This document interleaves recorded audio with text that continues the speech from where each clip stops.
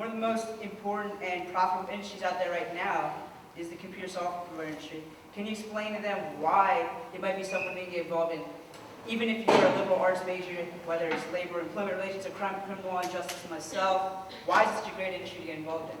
Well, I mentioned it's fast-paced, and look at all the companies you continue to see.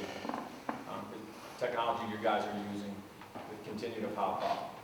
There was an amazing wave in the 90s, as you all know.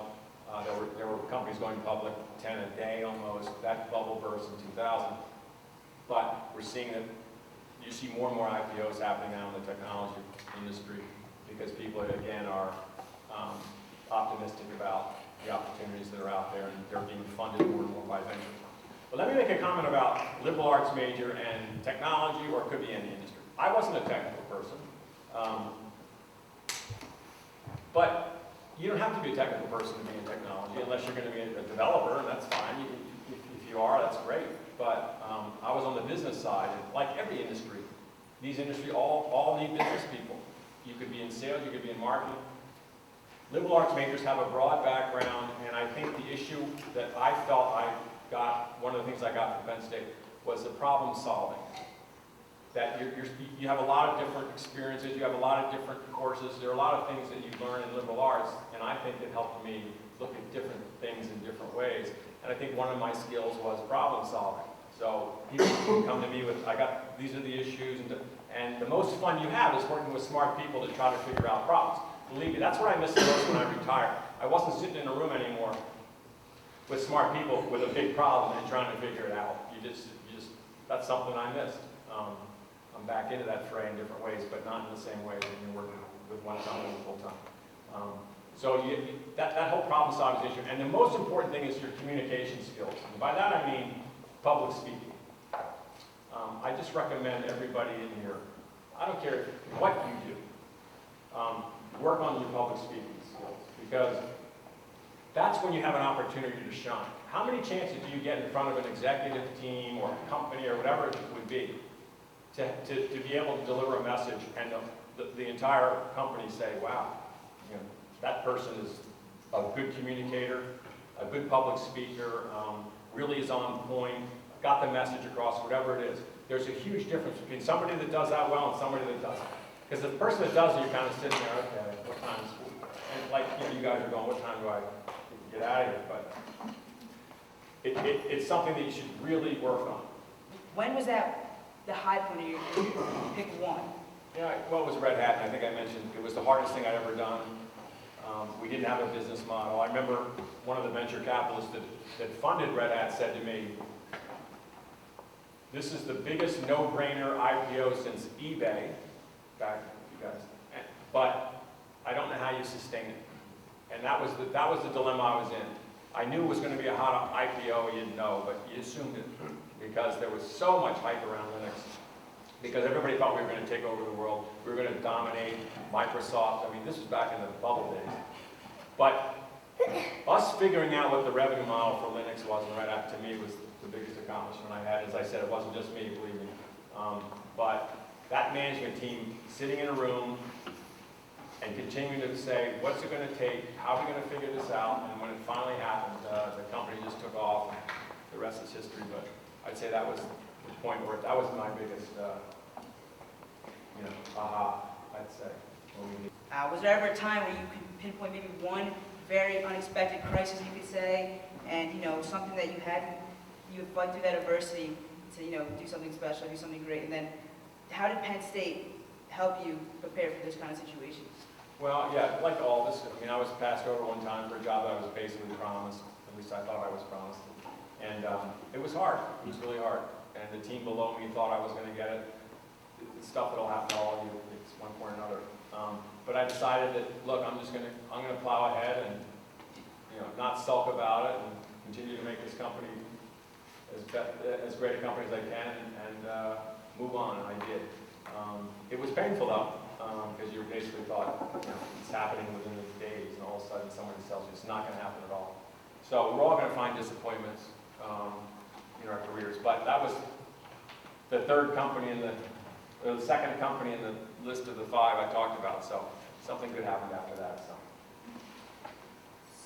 Now, over the years for us in school, we've had everybody's going through it, group projects, team projects, your job titles over the years, sales executive, chief operating officer, listed before, executive vice presidents. There must have been several situations where you had to direct or lead a team, and whenever there's a team, there's always conflicting viewpoints and opposing viewpoints. It's all about collaborative decisions when you're on a team. Can you tell us about a time or, a couple experiences where there wasn't much consensus and it almost seemed, how are we going to get this task done that's at hand, and there wasn't much consensus? How did you, keep your team focused, and how did you fight all of this challenge? There are a lot of ways to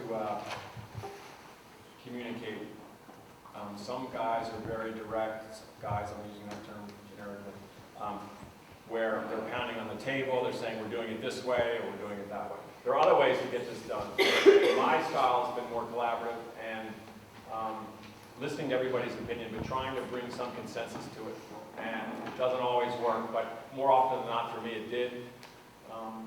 So I'd say, some people say to me, well, why did people want to do a good job under you?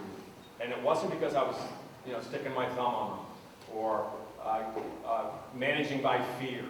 And I know there are managers who do that. I just had no desire to manage by fear. I think in the end it was, people wanted to do well for me because I treated them well.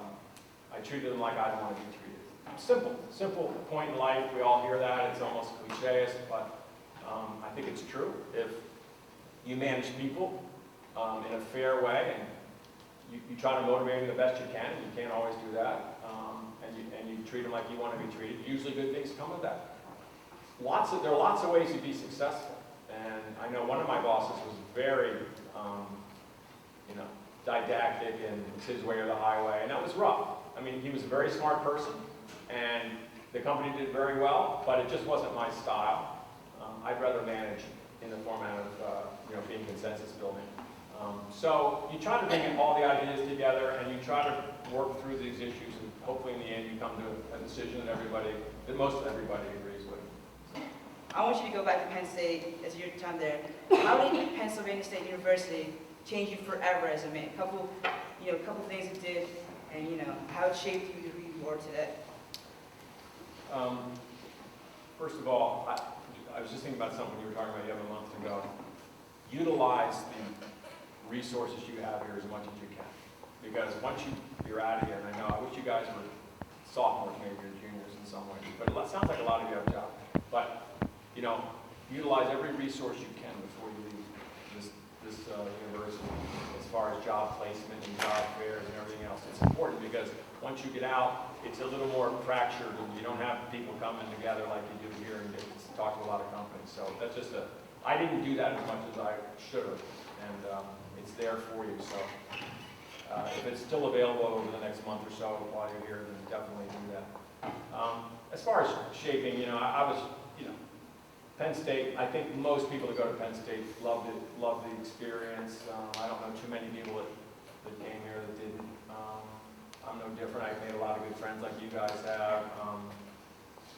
It's just a place that I feel that a lot of alums have a very close affinity to. I mean, I went 20-some years without coming back because I lived on the West Coast. It's hard to get back.